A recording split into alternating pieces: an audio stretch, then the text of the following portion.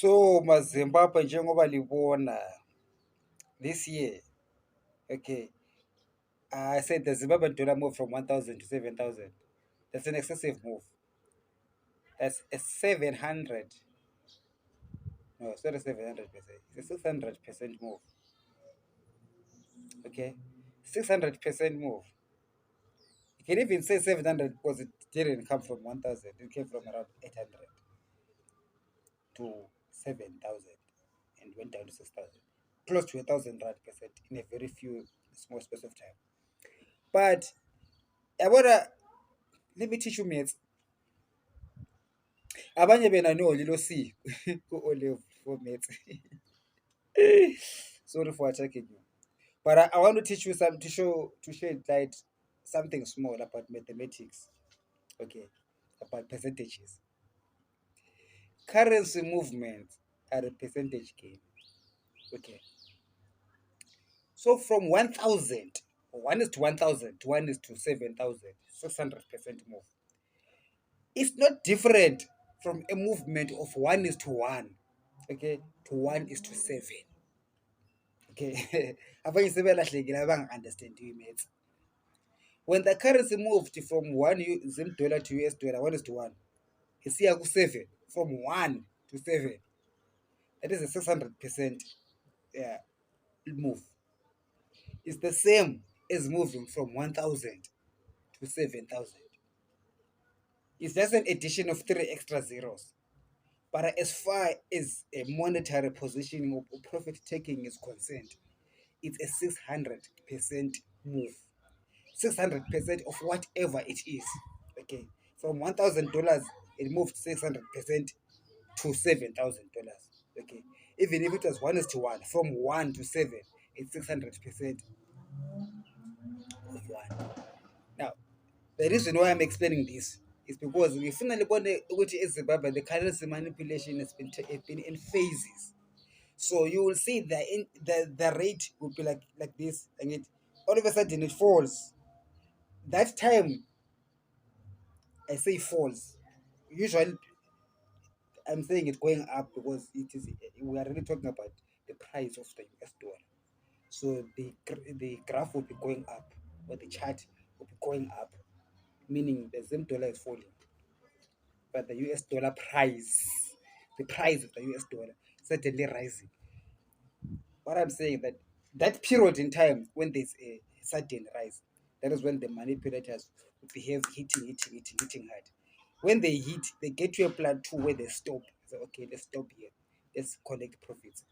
When they collect profits, the currency tends to come down a little bit or stabilize somewhere around there.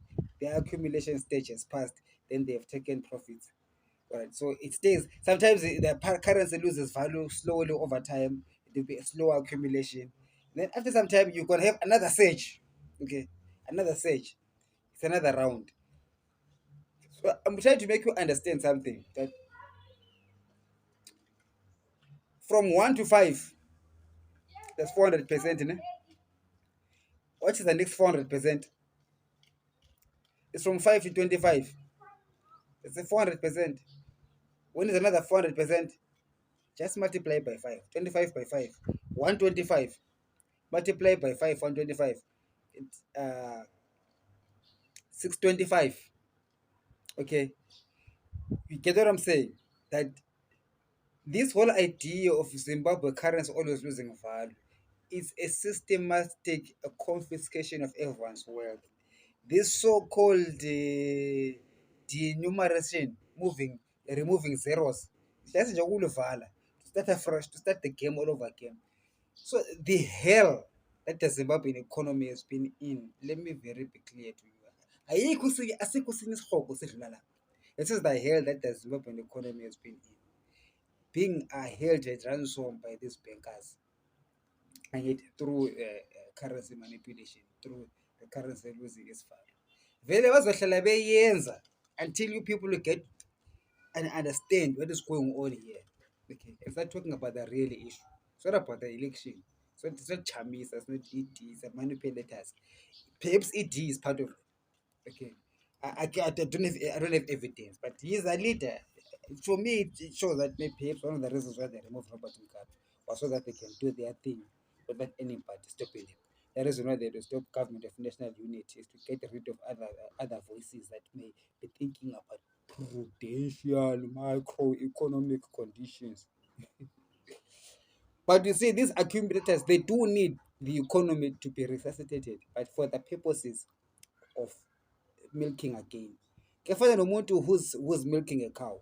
You feed your cow so that it can give you milk. If you milk it too much until there's no milk to milk, I mean it dies. So at some point they do get to a period where they want the economy of Zimbabwe to pick up a bit. And then when it picks up, then they come again for the kill. Come for the kill until there's nothing. Then they give you a reprieve and make you rise. Then they come back for the kill. So the coming for the kill is when the currency is losing value, and the time when the currency stops losing value, it's you, the Zimbabweans, you, the economy of Zimbabwe, you are accumulating wealth that you have lost. You have lost wealth through currency devaluation, and then they give you that respite when they've taken profit. You accumulate your this capital accumulation in the country. The economy is seemingly growing. They're just watching these currency mafias. They are watching. When they see that you have recovered, attack again. Attack until you are bleeding. You're on your knees. 2008, there's a global financial crisis. What can we do? Okay, let's bring US dollar. Let us stop this thing. Let's bring Shanghai government of national unity. Okay, 4 or 5 years. Okay, that's enough. The economy is recouped. People are okay now. Let's remove them. Let's start the bleeding again. The game can go on 2001, 2005, 2010, 2015, 2023, 2028, fair. Fair when you know 2035, 2045, 20 whatever, forever, non-stop. You are slaves, Zimbabweans. All of you. So this thing isn't about you as I pay for triple C. No, as long as you make money in Zim dollars. Okay. As long as we have got Zim dollars. Okay. As long as you've got property in Zimbabwe, anything in Zimbabwe, as long as you're in Zimbabwe, your money is stolen through this way, through currency manipulation, because it's an artificial pricing of the currency, artificial devaluation of the currency, and it is persistent. It is done all over again. At least George Soros broke the Bank of England only once. Okay, what George Soros did also was a currency manipulation. Of course, it was. He benefited from it, but then who lost? The British people. But he did it only once. He never did it again. But in Zimbabwe, it's constantly happening all the time. So that's why I wonder, you Zimbabweans, you work so hard, but what happened to your wealth? Your wealth is always confiscated. It was confiscated by these bankers. Some of them are in ZANU PF. Perhaps Itim Nangak was one of them. If he's not one of them, then he is incompetent to be a leader who's running a country where this kind of currency manipulation is happening under his nose and he does nothing about it. Perhaps Chiwenga is not part of it. I do not know. Perhaps he knows some things. Maybe he knows about the banning. Maybe they come late. I do believe that the banning happened a long time ago. You people are when started talking about banning. I mean, I believe banning started in the 80s, the 90s. There was banning, but then ZANU people didn't know about it. So when the ZANU people got to know, oh, punishment is not a banning. Let's go and join this banning thing. I'm sure that's where the Chiwenga started banning. But this one I'm talking about.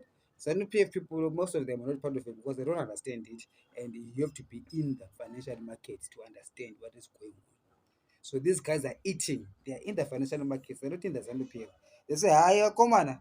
Torai zigwaro munoti kuita youth leader or provincial ZANU PF hayi pinda ezweni kupolity bureau, even kupolity bureau wacho you wouldn't understand it because the siphoning of the wealth of the country is not happening through State House.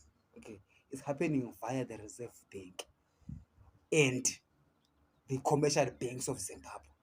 So you don't even need government that much. Okay, there's other aspects that they need the government for. For example, putting a lid on investigations, anti-corruption commission mustn't investigators. So they will throw in a few cents to anti-corruption committee. They will throw in a few cents even to ED and soldiers and CIOs. So my CIOs will be given 2 cents, 3 cents to keep quiet. Yet where the big guys who are in the banking sector are eating money big time. Have you ever wondered why in Zimbabwe the banking sector is always profitable? And it seems like a staple. I'm a banker wasawi eZimbabwe these days. All the banks are stable, even though sometimes the economy goes bad, but the banks are okay. Why? Good question. Good question. Yabo. So libanjwa ngama-bankers in Zimbabwe. These guys are so evil because yabona this thing called sovereignty, and it's a double-edged sword.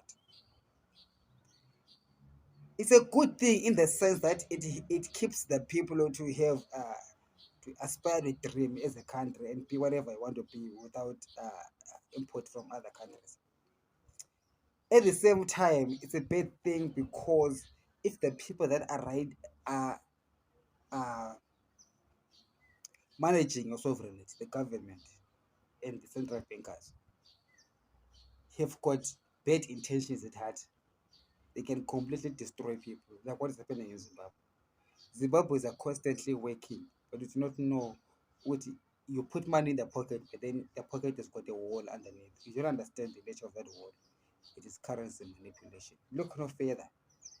Look no further. Zimbabwe is currency manipulation. So you guys are busy trying to change government, thinking that okay, if you put Chamisa, things are gonna be okay.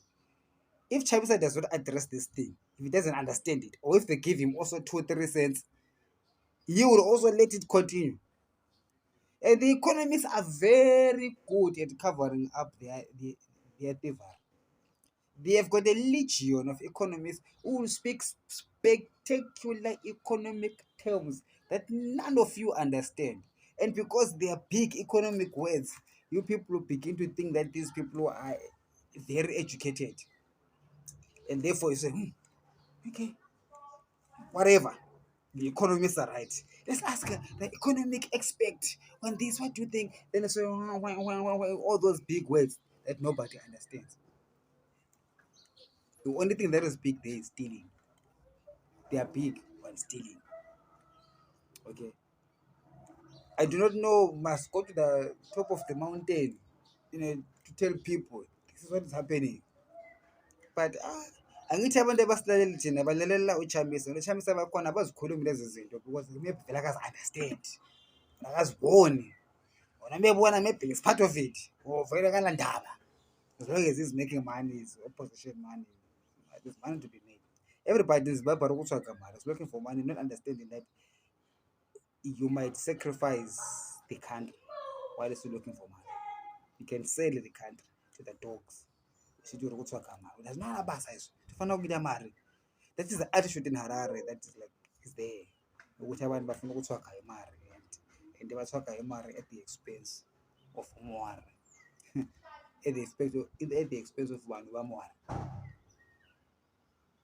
So we need to eliminate that thing in our banking industry to understand what the rules that govern central banking monetary systems are conveniently used now by these guys for personal gain, making sure that the Zimbabweans don't understand what is going on. That is a sin, my daughter. That is a crime against humanity. That is a serious crime against humanity.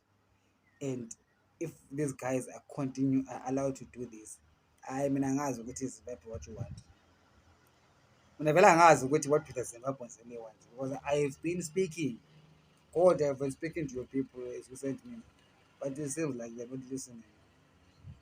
I do not know who you want to hear from. Angazi.